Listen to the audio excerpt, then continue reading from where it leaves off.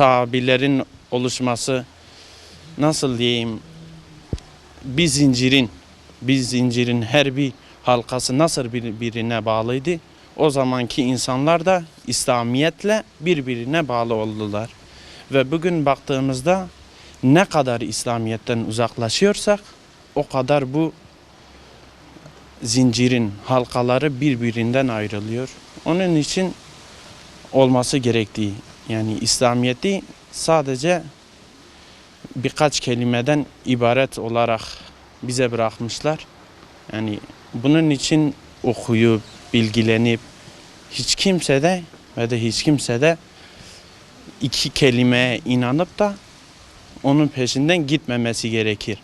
Şimdi abi yani ashabeler burada şu anda abi 27 tane ashabe yatıyor.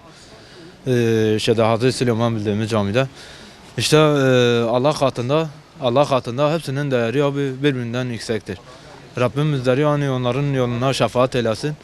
Yani hepsi abi anlattığım gibi hepsi yani birbirinden güzel ve şefkatli insanlar.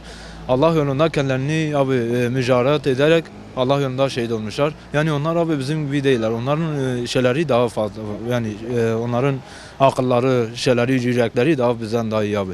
Şimdi onlar abi ölümü göze alarak Allah'ın yolunda şehit olmayı yani göze almışlar. Şimdi şehitler makamında misal Allah diyor ki ayetinde diyor ölülere, şehit olanlara diyor ölüler demeyin. Bilakis onlar diridirler ama siz onu anlayamazsınız sedavensin. Şimdi ashabe demek abi peygamber dostu demektir. Peygamber dostu yani Allah'ın dostları demektir. Misal Hazreti Hamza olsun, Hazreti Ali, Hazreti Ömer, Hazreti Hamza. İşte bu şu tür gibi şeyler olsun ashabeler. Bunlar hepsi Allah katında abi mücahittir. Yani hepsi Allah katında mücahit şehittirler. Rabbimiz der onların yolunda şehit etsin abi.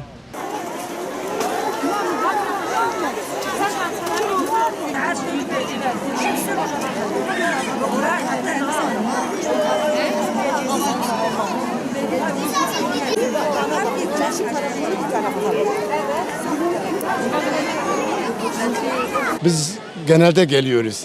Bu tabii inançlı insanlar için de geçerlidir. Herkes için de geçerlidir. İbadetlerimizi normal dini vecibelerimizi yerine getiriyoruz. Yani namazımızı kılıyoruz, dua ediyoruz.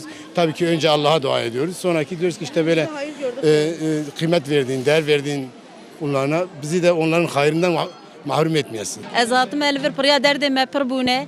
Tumi çave me bişinu girine. Em hatın elveş xwa dua dikin şxade o jivi şehidi. Em dibin bira barış nigeki zuvere. Em tene dua dikin inşallah duayı mahrın kabule yani. Em dua dikin em fatiha dxaynan yibayr hi peygamber o vi şehidi dikin.